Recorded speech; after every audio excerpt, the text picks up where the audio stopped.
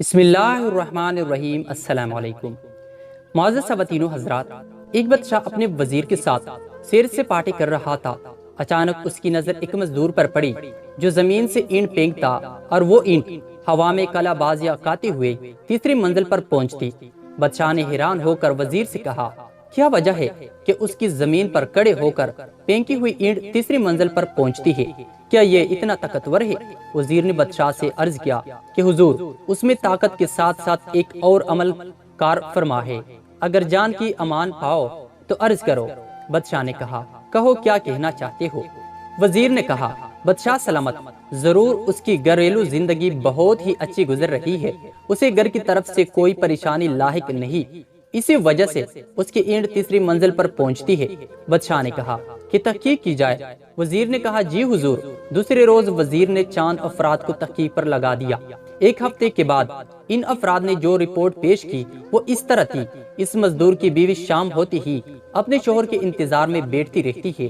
وہ جیسے ہی گھر میں ایک قدم رکھتا ہے، اس کی بیوی نہانے کے لیے فوراً پانی کی بالٹی اور نئے کپڑے رکھتی ہے۔ مزدور جیسے ہی نہانے سے فارغ ہوتا ہے، یہ اس کے لیے کھانا لگا دیتی ہے۔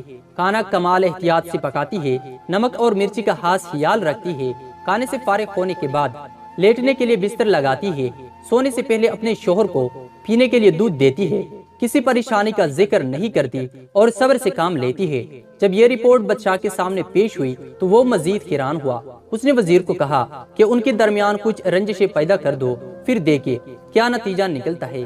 چنانچہ وزیر نے ایسا ہی کیا۔ وزیر نے کسی طریقے سے اس کی بیوی کے کانوں میں یہ خبر پہنچا دی کہ تمہارے شوہر کے چاند دوسری عورت سے ناجائز تعلقات ہے۔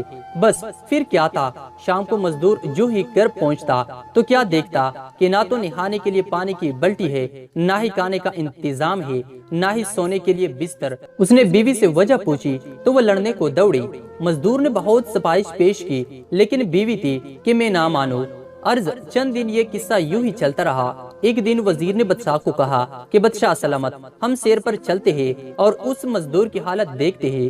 بادشاہ وزیر سمیت سیر پر نکلا اور اسی مزدور کے پاس پہنچے تو کیا دیکھتے ہیں کہ مزدور لاکھ کوشش کرتے ہیں لیکن ایک اینٹ پہلی منزل سے اوپر جاتی ہی نہیں۔